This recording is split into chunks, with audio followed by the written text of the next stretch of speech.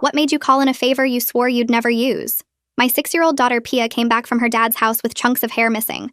I found her in the bathroom at 3 a.m. with safety scissors, cutting more off. When I grabbed the scissors, she whispered, "Daddy's friends choose one girl for the basement. I have to be the ugly one or they'll take me." She was shaking so hard she threw up. I called him begging for answers. "You're insane," he said calmly. "I'm documenting this call. The judge will love hearing how you're filling Pia's head with sick fantasies." The custody threat. And 2 days later, I got my proof. Because that's when Jasmine came over. Jasmine was one of my ex's 7 daughters that he had with 5 different women, all with weekend custody arrangements. And she came over with chunks of hair missing. Her mom mentioned Jasmine kept saying Pia saved me, but wouldn't explain what that meant. That's when I realized this wasn't isolated to my daughter. I called every parent whose daughter visited my ex's house. 4 other girls had cut their hair in the past 2 months. One mom said her daughter kept a notebook tracking whose turn it was for basement time. Another found her 6-year-old practicing making herself ugly with markers on her face at 2 a.m., 4 days until Pia's next visit. My ex's girlfriend sent me a text. "Your daughter is teaching bad habits to the younger ones. Now none of them are suitable. This needs to stop." The word suitable made my skin crawl. I went to CPS with photos of the girls' destroyed hair and statements from 5 mothers. The caseworker said children cut their hair all the time, and without evidence of physical abuse, they couldn't investigate. She actually wrote in her notes that I appeared to be coaching my daughter. 3 days wasted. One mother, Elizabeth, was my last hope. Her daughter Emily used to have the prettiest hair of all the girls, long blonde and past her waist.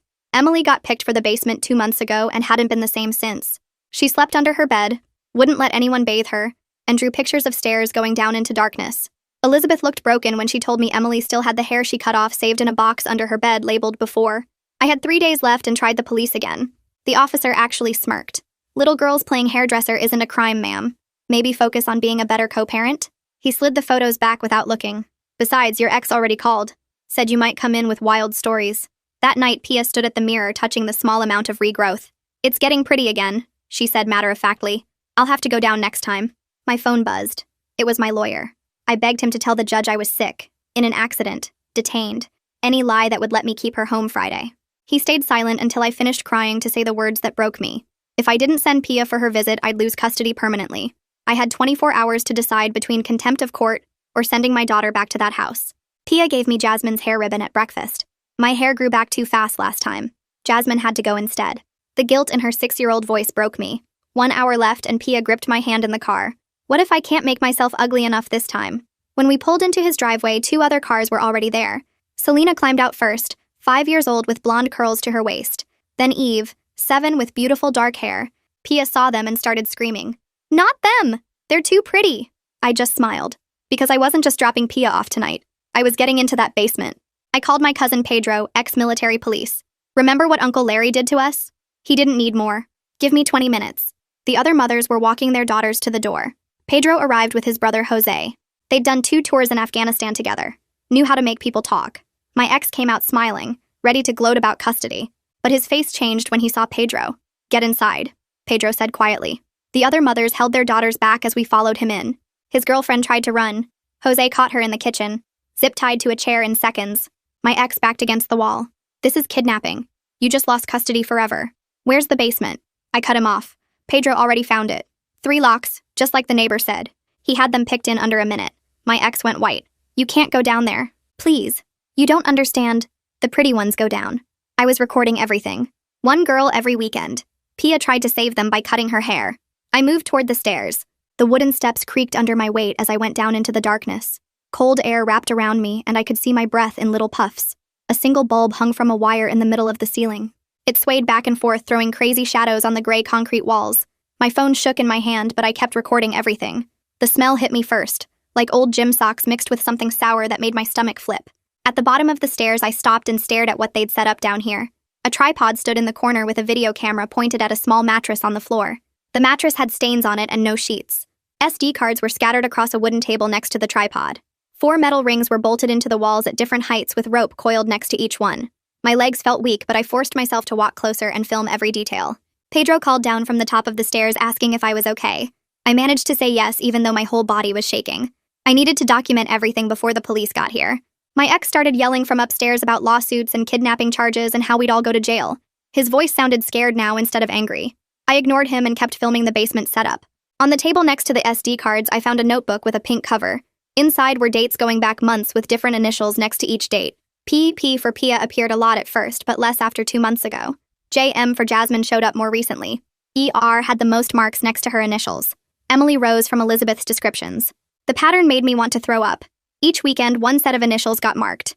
The pretty ones went down just like Pia said.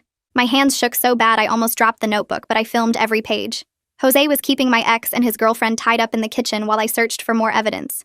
A metal cabinet sat against the far wall with a padlock on it. I called Pedro down and he had it picked in 30 seconds. Inside were more SD cards in plastic cases with dates written on labels. 2 years worth of weekend dates. Pedro's face went white when he saw how many there were. We both knew what these probably showed. The girlfriend started screaming from upstairs that we didn't understand anything. She yelled that the girls needed to learn humility and respect, and that's all this was about. Her voice got higher as she insisted they were teaching the girls their place in the world. I ran back up the stairs with my phone still recording to catch her words.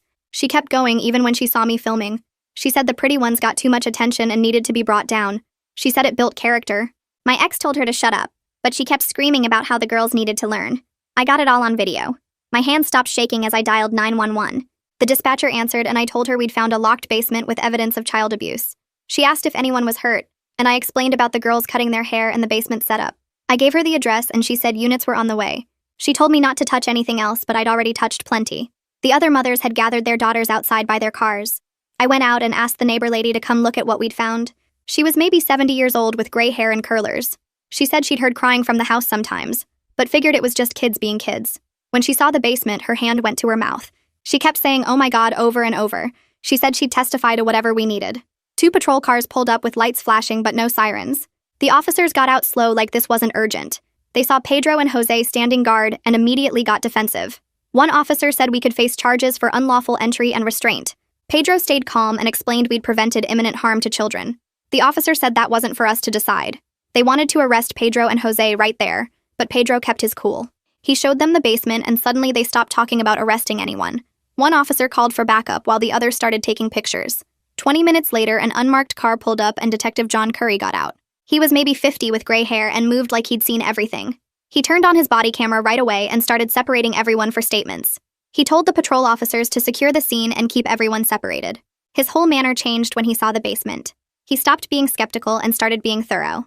He asked me to walk him through everything from the beginning while his camera recorded. I showed him the notebook with the schedule and the cabinet full of SD cards. He bagged everything as evidence and called for a forensics team. He said this would be handled right, and I actually believed him. Detective Curry pulled out his phone and made a call to the Child Advocacy Center, while the patrol officers kept everyone separated. He explained we needed trained interviewers for the girls, because any contaminated statements could destroy the whole case in court. I handed him my phone with all the videos I'd recorded of the basement, and the girlfriend's screaming confession about teaching the girls their place. My ex started in again about how I was crazy and filling Pia's head with sick ideas, and reminded everyone he'd already called the police about my mental state weeks ago. Detective Curry listened without any expression on his face, then asked my ex to explain why there were 3 locks on the basement door if nothing bad was happening down there. My ex's mouth opened and closed like a fish, but no words came out. The detective went back down to the basement with his camera and started documenting everything while calling for a forensics team to come process the scene.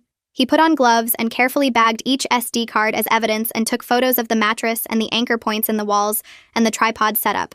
His partner started talking to the other mothers who were still outside with their daughters and taking notes about when each girl had started cutting her hair and what other behavior changes they'd noticed. One of the patrol officers mentioned that Pedro and Jose could face charges for unlawful restraint since they'd zip-tied my ex and his girlfriend. Detective Curry looked up from bagging evidence and said they'd prevented ongoing child endangerment using minimal force, and the discussion should focus on getting everyone's official statements instead of arresting the people who'd stopped this.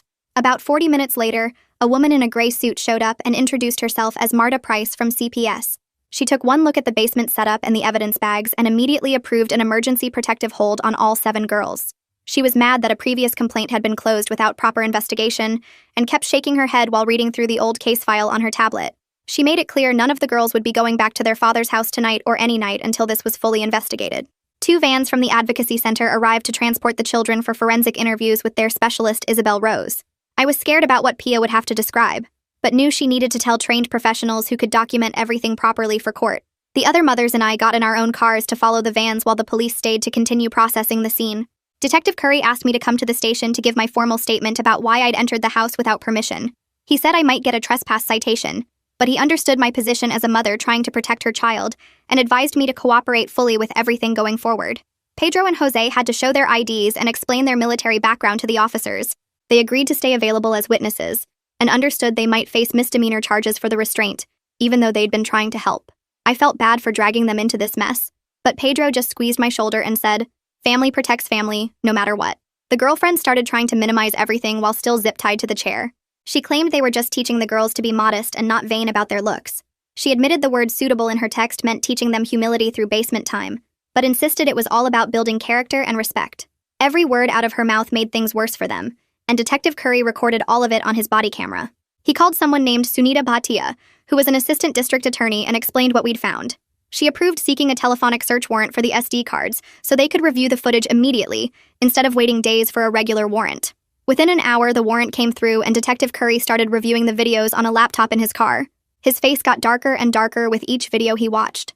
The preliminary footage showed girls crying on the basement stairs, even though there wasn't visible physical abuse happening. The psychological torture was clear in their faces and the way they shook and begged not to go down. Detective Curry said this was more than enough for criminal charges and called the ADA back to discuss next steps. 20 minutes later, Detective Curry had his laptop open in the conference room, reviewing the SD card footage while I sat across from him trying not to throw up. The first video showed Emily standing at the top of the basement stairs crying so hard she couldn't breathe, while my ex's voice said she was chosen for being the prettiest that week. The second video had Jasmine begging not to go down because her stomach hurt, and the girlfriend telling her pretty girls don't complain.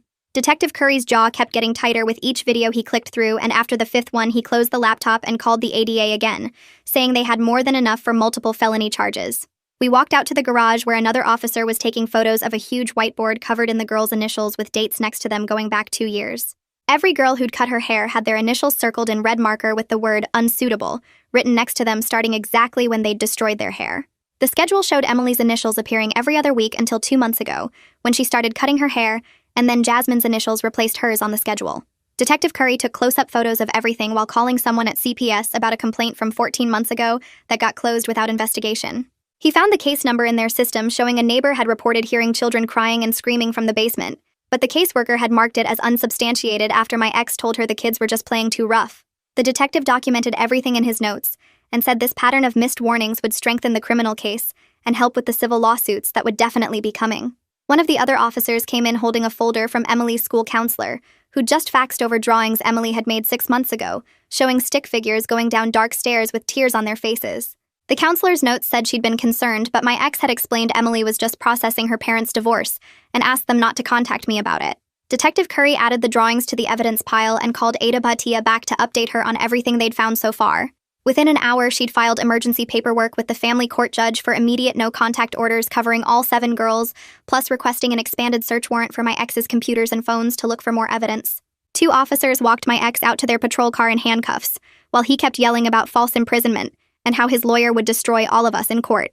The girlfriend got arrested 10 minutes later after trying to convince the officers this was all a misunderstanding about teaching the girls proper values and modesty. Her lawyer showed up before they even got her to the station and started talking about making a deal if she testified about everything she knew. Detective Curry handed me a citation for criminal trespass, but said the DA probably wouldn't pursue it given the circumstances, and that I should focus on cooperating with the investigation going forward. The local news van pulled up just as they were loading my ex into the transport vehicle, and a reporter started asking questions, but I walked straight past her to my car. Elizabeth and the other mothers had already agreed we wouldn't talk to any media until the girls were safe and the criminal case was solid. Pedro and Jose got told they might face misdemeanor charges for the restraint, but Detective Curry put them down as cooperating witnesses who'd helped prevent ongoing child abuse, and they were released without being arrested. Pedro just shrugged when the officer explained the possible charges and said protecting family was worth any price, and he'd do it again tomorrow if needed. The crime scene team spent another 3 hours processing the house, and by the time they finished, they had 12 boxes of evidence, including the camera equipment, SD cards, the schedule board, and even the ropes from the basement walls. Detective Curry said the preliminary review was enough to support charges of child endangerment, unlawful restraint, and conspiracy, but they'd probably add more charges once they reviewed all the digital evidence.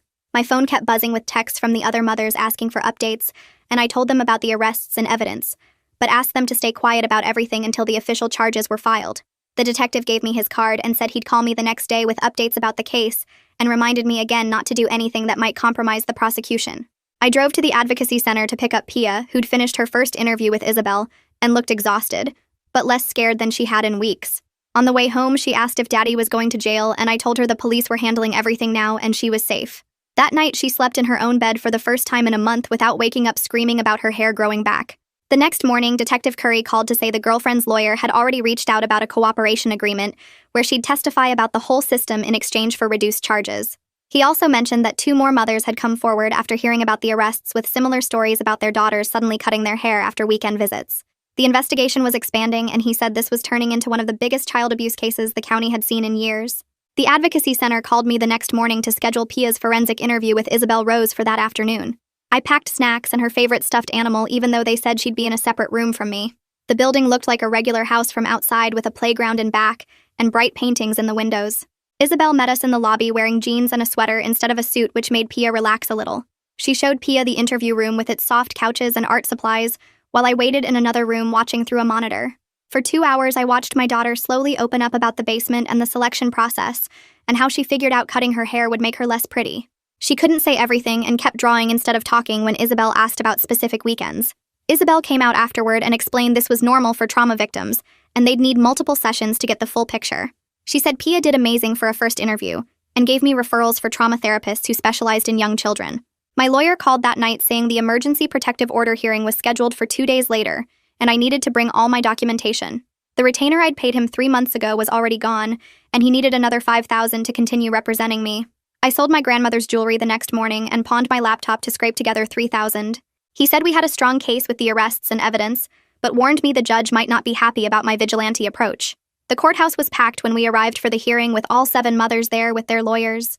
My ex showed up in an orange jumpsuit with his public defender, who kept arguing this was all a misunderstanding about appropriate discipline. The judge reviewed the evidence for 40 minutes, including the basement photos and the schedule board with the girls' initials. She granted extended no-contact orders for all 7 girls and removed them from their father's custody pending the criminal trial. My chest finally loosened enough to take a full breath for the first time in weeks. Then she turned to me with a stern expression and spent 10 minutes lecturing me about taking the law into my own hands. She said I was lucky I wasn't facing kidnapping charges myself, and that citizens can't just restrain people and search their homes. But she acknowledged the system had failed these children when CPS dismissed the initial complaint, and the police refused to investigate. She granted me temporary full custody with CPS monitoring for 6 months to ensure Pia's safety and well-being. It felt humiliating to have a social worker checking on us, but I'd accept anything to keep Pia away from him. Pedro and Jose's arraignment happened the next week, where the prosecutor offered them a deal for disorderly conduct with 40 hours of community service and $500 fines each. They both laughed when they came out of court, saying it was worth it to see my ex's face when they walked through his door. Pedro said family protects family and he'd do it again tomorrow if needed. I promised to pay their fines as soon as I could, even though my bank account was already empty from legal fees. Detective Curry called me 3 days later with huge news about the girlfriend flipping on my ex. Her lawyer had worked out a cooperation agreement where she'd testify about everything in exchange for reduced charges. She spent 6 hours with the detective describing the beauty ranking system they used for the girls, and how they picked which one went to the basement each weekend. She explained how they'd rate the girls from prettiest to ugliest when they arrived, and the prettiest one had to go downstairs for special time. The detective said even he was shaken by the systematic nature of the psychological abuse that had been going on for 2 years. She also admitted to helping create the schedule and enforcing the rules about which girl's turn it was. Her testimony gave them enough to add conspiracy charges on top of the child endangerment and unlawful imprisonment. Sunita Bhatia, the ADA, called me the following week about a plea deal for my ex to avoid putting the girls through testifying at trial. She was offering him 3 years for unlawful imprisonment and child endangerment if he'd plead guilty and avoid trial. Part of me wanted him to rot in prison for decades, but I understood protecting the girls from having to relive everything on the witness stand. She gave him 2 weeks to decide while she continued building the case in case he refused. Meanwhile, Elizabeth started organizing the other mothers into an informal support group, since we were all dealing with traumatized daughters and overwhelming legal bills. We met at her house every Thursday night while someone watched all the kids together in the playroom. We shared therapist recommendations and compared notes on our daughter's recovery and split the cost of pizza. None of us had imagined we'd become friends through something so horrible, but we understood each other in ways nobody else could. Elizabeth found a nonprofit that helped with legal fees for abuse victims, and helped us all apply. The first time Pia met with her trauma therapist, she came out looking exhausted and fell asleep in the car before we got home. The therapist, an older woman who specialized in childhood trauma, said Pia was remarkably resilient for everything she'd endured. But the first few sessions were brutal, with Pia having nightmares every night afterward and crawling into my bed shaking. The therapist said this was part of processing the trauma and would get better with time, but watching my daughter suffer through healing felt almost as bad as the original trauma. We kept going twice a week even when Pia begged not to go back, because the therapist said consistency was crucial for recovery. 3 weeks after the girlfriend testified, my ex's lawyer called Sunita to accept the plea deal. His lawyer had explained he was facing 20 to 30 years if convicted at trial with all the evidence against him. The sentencing was scheduled for 6 weeks later, and I felt relief flooding through me that the girls wouldn't have to testify. 6 weeks passed like a blur of therapy appointments and legal meetings before the sentencing hearing arrived. The courtroom was packed with all the mothers clutching tissues while my ex stood in his orange jumpsuit looking smaller than I'd ever seen him. The judge read through the charges slowly and deliberately while reviewing the evidence Detective Curry had compiled, including the basement videos and the girlfriend's testimony about their ranking system. My ex's lawyer asked for leniency, citing his lack of prior criminal record, but Sunita shut that down fast by detailing the systematic nature of the psychological torture inflicted on 7 little girls over 2 years. When the judge pronounced 18 months in prison plus 3 years probation, with a permanent ban on unsupervised contact with any minors, including his own daughters, I felt my knees go weak with relief, mixed with anger that it wasn't more. The bailiff cuffed him and led him away, while his parents sat crying in the back row, and I held Pia's drawing of our family without him in it. 2 days after sentencing, Marta Price called to tell me CPS was conducting a full internal review of why my initial complaint got dismissed without proper investigation. She came to my apartment with 2 senior supervisors who took detailed notes about everything the first caseworker had said and done, including her accusation that I was coaching Pia. They admitted systemic failures in their screening process and promised new protocols for evaluating psychological abuse cases, but their apologies felt hollow after everything we'd been through. The supervisor handed me paperwork about filing a formal complaint against the original caseworker, which I filled out that night after Pia finally fell asleep. Elizabeth organized our next support group meeting at her house where we discussed the mountain of legal bills crushing all of us. She'd found a nonprofit that helped abuse victims with legal costs and walked us through the application process while our daughters played in the next room. One mother had already lost her car to pay her lawyer, and another was facing eviction, but we pooled resources to help each other with groceries and gas money. Elizabeth started a fund where people could donate to help with our expenses, and within a week we'd raised enough to keep everyone housed for another month. Pia's twice-weekly therapy sessions were brutal to watch as she worked through the trauma with her therapist, drawing pictures and using dolls to show what happened. Some nights she'd wake up screaming about the basement and crawl into my bed shaking, but other nights she slept peacefully in her own room, which the therapist called progress.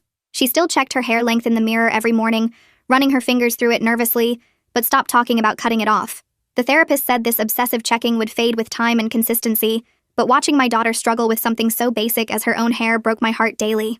Sunita called me about pursuing civil suits against my ex for damages once the criminal case wrapped up. She gave me referrals to civil attorneys who worked on contingency, but I couldn't even think about more legal battles when I was drowning in bills and focusing on getting Pia stable. Maybe someday I'd have the energy to fight for financial compensation, but right now just getting through each day felt like enough. A victim compensation fund coordinator reached out after seeing our case in the news and helped me apply for coverage of therapy costs and legal fees. The application was 20 pages of documentation, but 3 weeks later they approved partial coverage, which meant I could keep Pia in therapy without choosing between that and groceries. All the other mothers got approved too, which lifted a huge weight off our collective shoulders. I met with Pia's school principal and counselor to discuss accommodations without making her feel different from other kids. They implemented a buddy system for bathroom breaks since Pia got anxious being alone in small spaces, and her teacher started watching for signs of distress during the day. Having adults at the school who understood what she'd been through and could support her made such a difference in her ability to focus on learning. One Saturday, Elizabeth brought all the girls to a salon where they decided together to cut their hair short as a way to take back control. What had been forced on them as self-protection became their choice, and they giggled, picking out styles from magazines. Pia surprised me by keeping hers longer, saying she liked it now that nobody could make her cut it, and I watched her smile at herself in the mirror for the first time in months. The local news picked up our story despite our efforts to stay private, and within days my social media filled with horrible messages from strangers calling me a liar and saying I'd destroyed an innocent man's life. Some psycho even found my work email and sent detailed threats about what they'd do to me for ruining a father's relationship with his children. I locked down all my accounts and reported the worst threats to police, but decided fighting anonymous trolls wasn't worth the energy I needed for healing. 3 months after the criminal case ended, I sat in family court for the custody modification hearing, with all our evidence spread across the table. The judge reviewed everything, including the criminal conviction and CPS findings, before granting me sole legal custody permanently, with my ex only eligible for supervised visits if he completed extensive therapy and met a long list of strict conditions. Pia was finally legally protected from him, and I sobbed in the courthouse bathroom afterward from pure exhaustion and relief. 3 weeks later, Pedro texted me a photo from the community center where he and Jose were teaching women's self-defense as part of their plea deal. They had 20 women in the class learning basic moves, and Pedro was grinning in the picture holding up a certificate from the instructor program. Jose stood next to him making bunny ears behind his head like they were kids again. The judge gave them 60 hours each, but they signed up for an extra 40 because they said helping women protect themselves felt like finishing what we started that night. I drove over with coffee and donuts during their break and watched them demonstrate escape techniques to a group of college students. Pedro caught my eye and mouthed, "Worth it," while showing a woman how to break a wrist hold. 6 months passed, and our Tuesday meetings at Elizabeth's house became the one thing I never missed. We'd sit around her kitchen table while the girls played in the backyard and share updates about therapy progress and legal paperwork and which stores had the best deals on kids' clothes. One afternoon, Pia ran inside with grass stains on her knees and her hair flying behind her, asking if she could have a snack. Her hair had grown past her shoulders now, and she'd started wearing it in different styles every day. That weekend, she stood in front of my bathroom mirror, running her fingers through it. "Can I grow it super long like a princess?" I told her she could have any hairstyle she wanted, and she jumped up and down clapping. We went to the mall, and she picked out sparkly hair clips and ribbons, and a special brush with her favorite cartoon character on it. The cashier complimented her beautiful hair, and Pia actually smiled and said thank you instead of hiding behind me. 2 months after that, Elizabeth called crying because her car broke down on the way to Emily's therapy appointment. Within an hour, 3 other moms showed up to help. One drove Elizabeth to the appointment while another arranged a tow truck and I picked up her groceries. We'd become this weird family born from trauma, but held together by something stronger. When one of us struggled, the others just appeared with casseroles or babysitting or sometimes just wine and tissues. My ex's mother called on a Thursday afternoon while I was making dinner. She talked for 20 minutes about how they'd had no idea what was happening, and how sorry they were, and how they still loved Pia. After 3 therapy sessions discussing it, and 2 meetings with the supervision center staff, we agreed to monthly visits. Pia met them at the center with a counselor present, and came home talking about the puzzles they did together. She deserved to know her whole family, even if it had to be through safety glass and supervised interactions. Elizabeth brought Emily over one Saturday with a folder full of drawings from her art therapy sessions. The early ones were all black scribbles and dark stares, but the newer ones had color. She'd drawn all 7 girls as superheroes with capes flying above a house. In another one, they were holding hands in a circle with bright yellow suns above their heads. Emily pointed to each figure and named them, saving Pia for last. "She's the strongest one because she saved us." The therapist called me after Pia's session the following week, saying she was seeing remarkable progress. Pia could identify her feelings now and had developed breathing techniques for when she felt scared. She'd gone from twice-weekly sessions to once a week and might move to monthly soon. During pickup, Pia showed me a workbook where she'd drawn herself as a tree with strong roots and branches reaching toward the sun. The Advocacy Center invited us to their annual event, where adult survivors shared their stories. I wasn't sure about taking Pia, but the therapist said it might help her see that healing was possible. We sat in the back row and listened to women talk about building careers and families and lives after trauma. Pia held my hand the whole time, but she was leaning forward listening. Afterward, she asked if those women were superheroes too, and I said yes. During her next therapy session, Pia had what the therapist called a major breakthrough. She'd been carrying guilt about the other girls going to the basement when her hair grew back. The therapist helped her understand that a 6-year-old couldn't protect everyone, and that she'd done something incredible by trying. Pia came out of that session standing taller, and for the first time in months, she didn't check her hair length in the car mirror.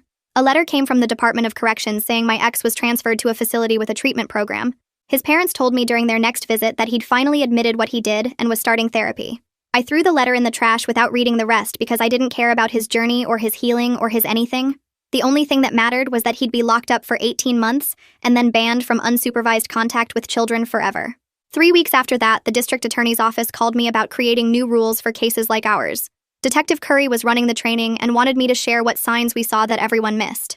I sat in a conference room with 20 detectives while they took notes about haircutting and basement locks and how kids protect each other in ways adults don't understand. They asked specific questions about the timeline, and I walked them through every failed report and dismissed concern. Detective Curry kept shaking his head when I described the CPS worker who said I was coaching Pia. The new protocol they created meant any report of multiple kids showing the same weird behavior would trigger a full investigation. They named it after our case, but I asked them not to use Pia's name. 2 months passed, and Pia was starting 1st grade in September. She walked into that classroom with her backpack and her hair in braids, and nobody knew what she'd been through. The teacher called me after the first week to say Pia was making friends and participating in everything. She sat with 3 other girls at lunch, and they traded snacks and giggled about normal kid stuff. During parent-teacher conferences, the teacher showed me Pia's work and said she was reading above grade level. Her math was strong too, and she loved science experiments. The teacher had no idea about our past, and that was exactly what Pia needed. Just being a regular kid whose biggest worry was spelling tests. When the 1-year mark came around in November, Elizabeth organized something at the park. She rented the big pavilion, and all 7 families showed up with food and drinks. The girls ran around playing tag while we sat at picnic tables watching them. Nobody talked about what happened that night or the months of court stuff after.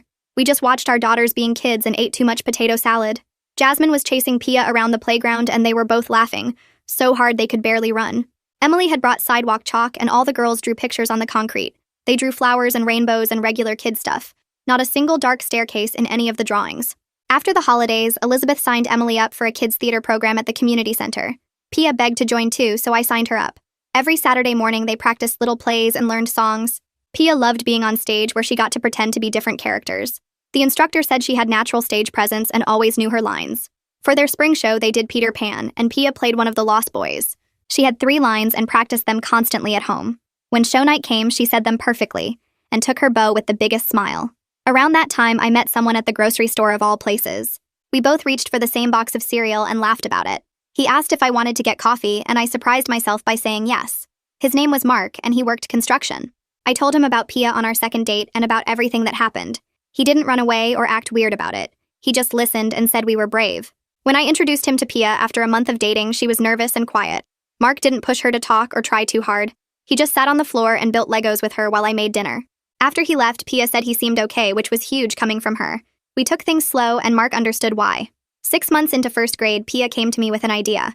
She wanted to help other kids who were scared to tell grown-ups bad stuff. The Advocacy Center had a program where older kids who'd been through stuff talked to younger kids. Isabel thought Pia was still too young, but we could volunteer together. Once a month, we went to the center and helped set up for the prevention workshops. Pia would hand out coloring pages and sit with kids during snack time. One little girl asked her if monsters were real, and Pia said sometimes people act like monsters, but there are always heroes too. She pointed at me when she said the hero part. The state sent a letter saying the compensation fund approved more money for therapy since the girls were all showing good progress. They admitted the system failed at first, and this was their way of trying to fix it. The extra coverage meant we could keep going to therapy without worrying about the bills. All 7 families got the approval, which helped everyone focus on getting better instead of going broke. Elizabeth brought Emily over more often, and the girls became real friends. Not just trauma bonded, but actual best friends who liked the same movies and books. They had sleepovers where they painted nails and watched Disney movies. One night I checked on them and they were both asleep in a blanket fort they'd built. Emily's mom and I sat in my kitchen drinking wine and not talking about the past. We talked about school fundraisers and soccer signups and normal mom stuff. 4 months into his sentence, my ex's girlfriend got out. She had to register as a child abuse offender and wear an ankle monitor for a year. The prosecutor called to warn me she was released, but said she was moving to Arizona to live with her sister. We never saw her again, and honestly, I forgot about her pretty quickly. 2 years after that horrible night, I looked around at the summer barbecue Elizabeth organized. All 7 girls were there playing in the sprinklers. Some needed more help than others, but every single one was safe and loved and getting better. Pia's hair was down to her shoulders, and she'd put butterfly clips in it that morning. She was teaching Jasmine a dance routine they'd learned at camp. Emily was drawing with sidewalk chalk again, and Selena was helping her. Eve was reading a book under a tree. The other 2 youngest ones were building sandcastles in the sandbox. We'd done what we had to do to save them, and now they were just being kids. A year later, at our annual family gathering, Pedro stood up with a beer in his hand and made everyone laugh about his community service teaching self-defense. Jose joined him, and they both joked about their criminal records being worth it to see my ex's face that night. Everyone at the party knew the real story, and when Pedro said family protects family, everyone raised their glasses. The other mothers were all there with their daughters who ran around the yard playing tag like regular kids. Elizabeth brought her famous potato salad, and we sat at picnic tables watching our girls just be normal. Pedro and Jose had become the uncles to all 7 girls, and they never missed a birthday or school play. When it got dark, we lit sparklers, and the girls wrote their names in the air with the bright trails. Pia ran over and hugged Pedro around the waist, and he picked her up and spun her around. That night, after everyone went home, I tucked Pia into bed, and her long hair spread across her pillow like silk. She picked out a purple ribbon from her collection and asked me to braid it in tomorrow for school. I checked under her bed out of habit, but there were no scissors hidden there anymore. She fell asleep holding her stuffed unicorn, and I stood in the doorway watching her breathe peacefully. We'd won this fight, and she was finally free to just be a little girl who liked pretty ribbons. Well, folks, that's gonna wrap it up for today.